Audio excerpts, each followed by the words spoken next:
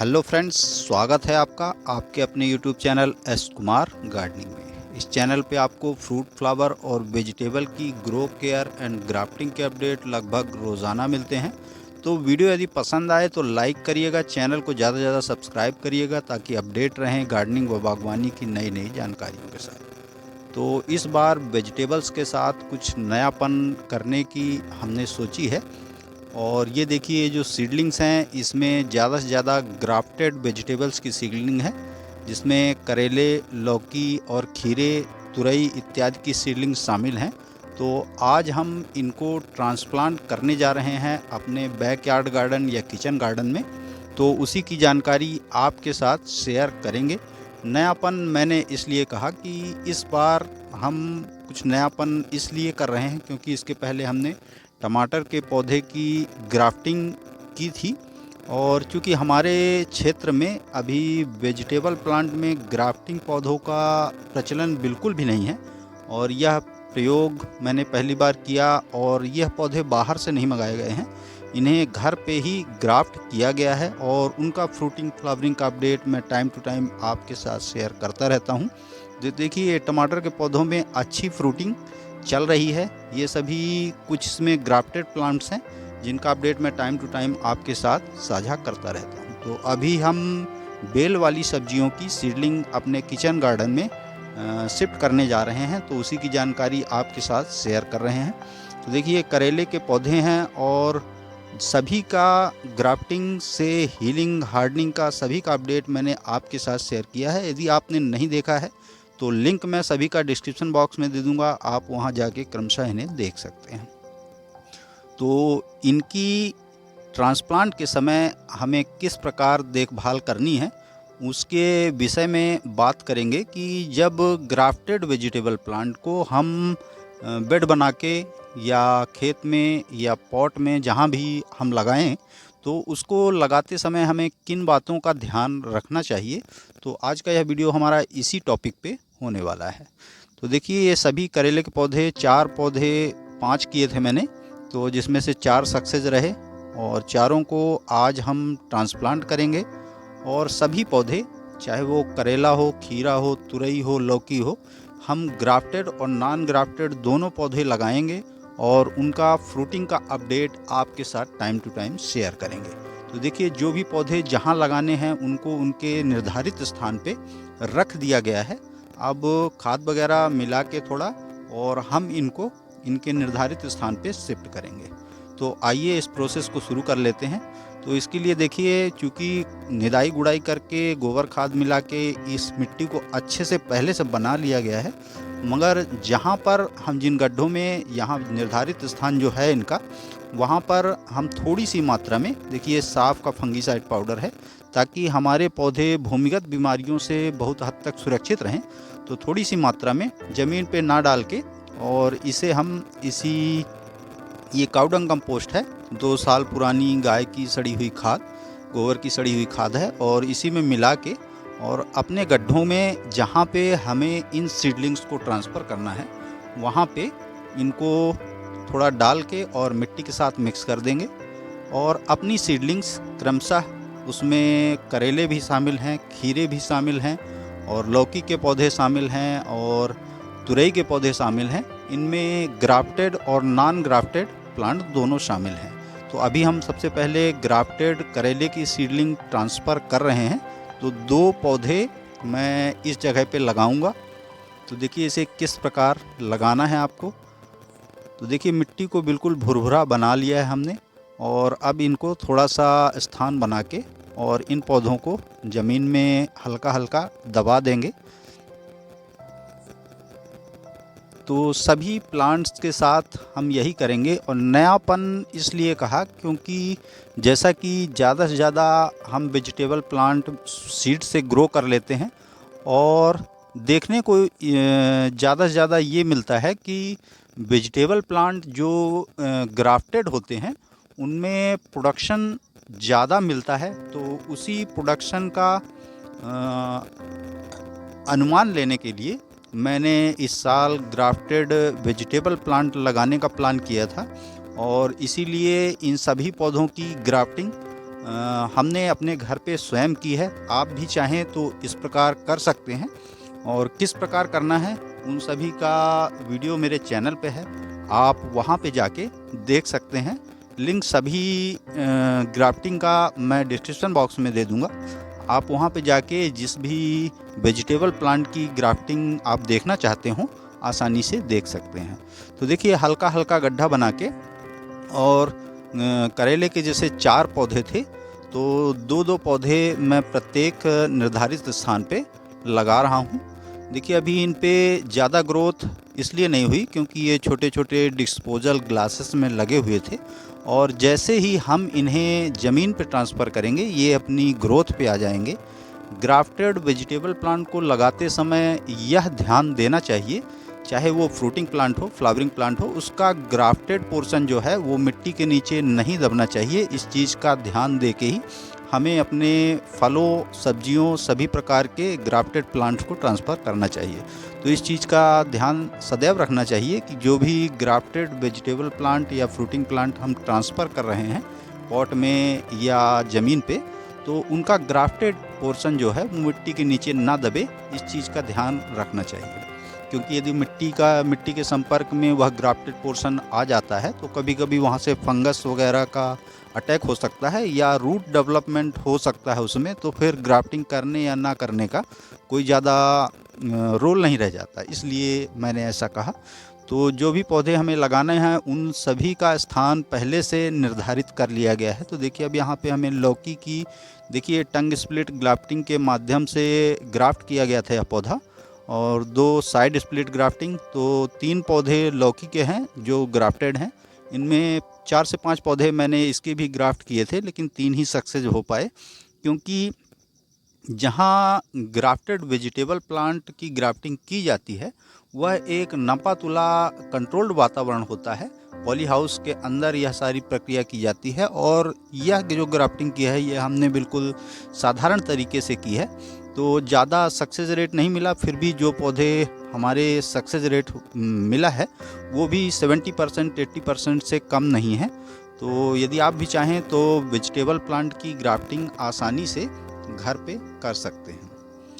तो इन सभी का, जैसे कि मैंने बताया आपको, कि हमने अपने गार्डन में वेजिटेबल्स के ग्राफ्टेड और नॉन ग्राफ्टेड दोनों प्लांट्स लगाने का प्लान इस बार किया है, और ऐसा करने का उद्देश्य यही है कि हम दोनों में अंतर देखेंगे कि इसमें ग्रोथ का, फ्रूटिंग का क्या अंतर दोनों में आता है। यदि नॉर्मल वातावरण में भी ग्राफ्टेड वेजिटेबल प्लांट अच्छा प्रोडक्शन दे सकते हैं, तो फिर हम नेक्स्ट ईयर सिर्फ ग्राफ्टेड वेजिटेबल प्लांट ही लगाएंगे।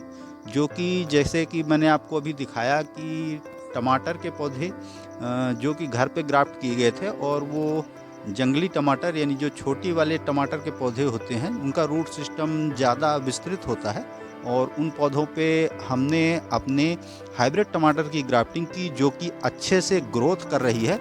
उन पौधों का साइज़, यदि लंबाई की बात करें तो 5 से 5.5 फुट के आसपास पहुंचने वाली है, और फ्रूटिंग भी उन पे अच्छी आ रही है। ग्रोथ जो अभी तक देखने को मिली है वो बहुत बढ़िया है, और फ्रूटिंग भी बढ़िया है। तो वह पौधे कितने महीने चलेंगे, क्योंकि उनको जंगली टमाटर के पौधे पे ग्राफ्ट किया गया है, तो यदि नॉर्मल टमाटर की तुलना में वह पौधे ज़्यादा लंबे समय तक चलते हैं, तो नेक्स्ट ईयर मैं नॉर्मल टमाटर न लगा के सिर्फ ग्राफ्टेड ही लगाऊंगा। तो देखिए, तो इस तरह जो भी हमारे वेजिटेबल प्लांट हैं उनको सभी को मैंने ग्राफ्टेड और नॉन ग्राफ्टेड दोनों को अपने गार्डन में स्थान दिया है, ताकि हम इनका अंतर देख सकें कि नॉर्मल वातावरण में इनकी फ्रूटिंग फ्लावरिंग का क्या अंतर रहता है।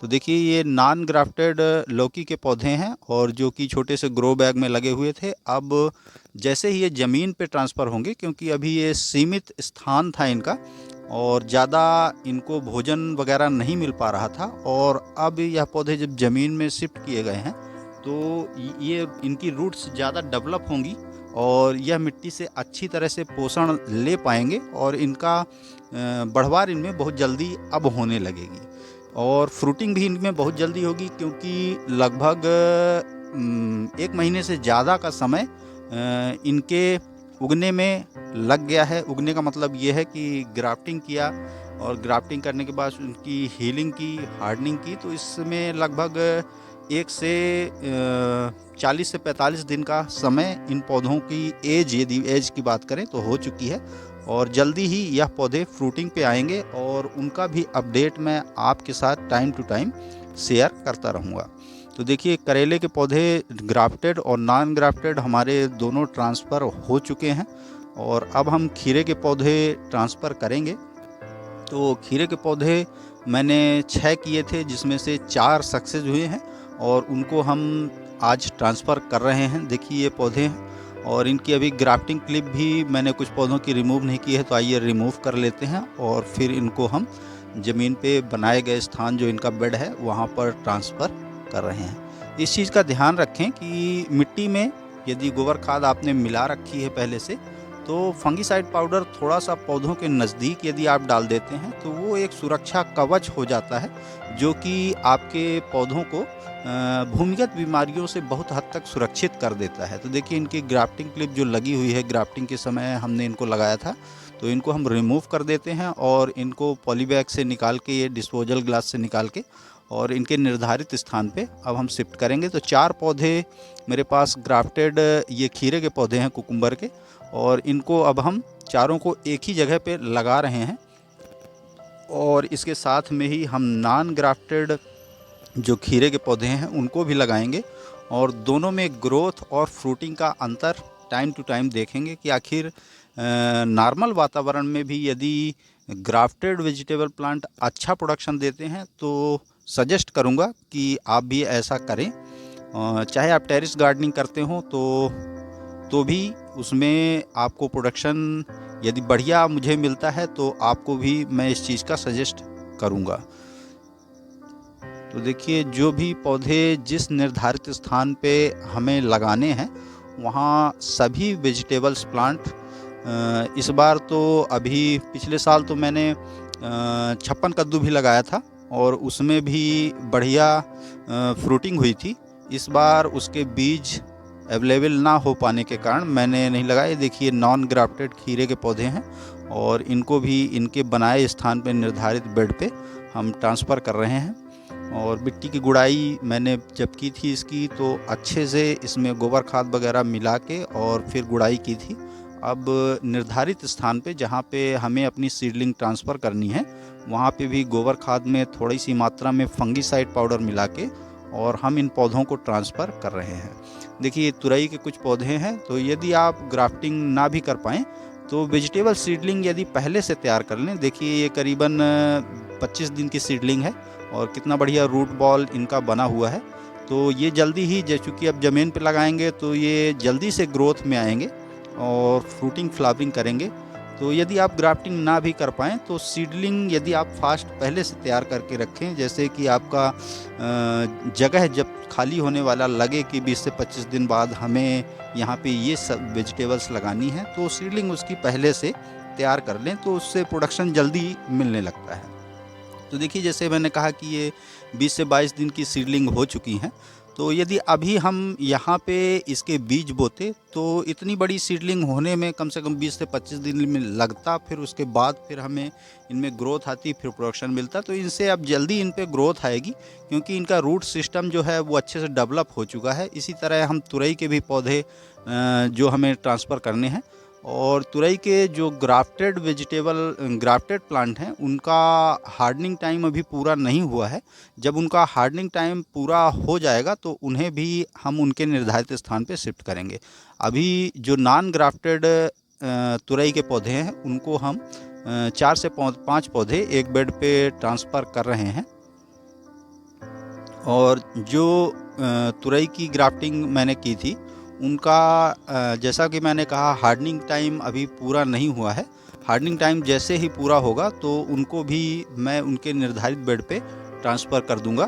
तो देखिए, सभी पौधे हमारे लगभग वेजिटेबल्स प्लांट के ट्रांसफ़र हो चुके हैं। अब इन पे वाटरिंग करेंगे। फर्स्ट टाइम वाटरिंग इन पे हल्की करेंगे, ताकि जो फंगीसाइड पाउडर हमने अपनी मिट्टी में मिलाया है, वो एक सुरक्षा दायरा बना ले हमारे पौधे के चारों तरफ। ये देखिए भिंडी के पौधे हैं जिनका ट्रांसफ़र मैंने लगभग 2 से 3 दिन पहले किया था और उसका भी अपडेट आपके साथ शेयर किया था। इनकी भी सीडलिंग मैंने तैयार की थी और लगभग 25 दिन बाद फिर मैंने इनको ट्रांसप्लांट किया है और जल्दी ही ये 20 से 25 दिन के अंदर फ्रूटिंग पे आ जाएंगे। तो देखिए इस तरह हल्का-हल्का पानी हमें पहले दिन दे देना है, ज़्यादा बहता हुआ पानी नहीं देना है, नहीं तो फंगिसाइड पाउडर जो है वो मिट्टी में ज़्यादा बह के दूर तक चला जाएगा और उसका बेनिफिट शायद हमारे पौधों को उतना अच्छा ना मिल पाए। तो इसलिए ऐसा कहा कि फर्स्ट टाइम जब पानी दीजिए तो हल्का पानी दीजिए, यानी बहता हुआ पानी इन पौधों को ना दें, ताकि जो फंगिसाइड पाउडर हमने अपने पौधे के रूट सिस्टम को प्रोवाइड किया है वो एक सुरक्षा दायरा आपके पौधे के चारों तरफ बन जाए। और जो सीडलिंग में आप वाटरिंग करें तो हल्की हल्की उनको दबा ज़रूर दें ताकि वो मिट्टी के संपर्क में अच्छे से आ जाएं, क्योंकि जब हम वाटरिंग करते हैं तो मिट्टी थोड़ा ढीली पड़ती है और उसकी वजह से कभी-कभी पौधे हमारे मुरझा से जाते हैं। तो हल्का-हल्का दबाना ज़रूर चाहिए जब आप अपनी वेजिटेबल सीडलिंग ट्रांसफ़र करें और वाटरिंग करें उसकी। तो चाहे वो कोई भी पौधा हो, ये सभी प्लांट के साथ किया जाता है। तो देखिए मैंने सभी वेजिटेबल्स की सीडलिंग अपनी ट्रांसफ़र कर दी है, उनकी हल्की-हल्की वाटरिंग करके और हल्का-हल्का पौधों के चारों तरफ से उनको दबा दिया है और जल्दी ही अब यह पौधे ग्रोथ पे आएंगे और हफ्ते से 10 दिन के अंदर फिर तो आशा करता हूँ वेजिटेबल प्लांट की सीडलिंग को ट्रांसफ़र करने का और छोटे से गार्डन को सेटअप करने का यह आइडिया आपको पसंद आया होगा। पसंद आया तो लाइक करिए, कमेंट करिए, अपने गार्डनिंग लविंग दोस्तों के साथ शेयर करिए। चैनल पे यदि पहली बार आए हैं तो प्लीज़ चैनल को सब्सक्राइब जरूर करिए। बेल यानी घंटी के बटन को ऑल पे प्रेस करिए ताकि बागवानी व गार्डनिंग से रिलेटेड ऐसी ही रोचक व जानकारीप्रद वीडियो का नोटिफिकेशन आपको समय समय पर मिलता रहे। तो अभी के लिए फ़िलहाल इतना ही। वीडियो में अभी तक बने रहने के लिए बहुत बहुत धन्यवाद। Thank you.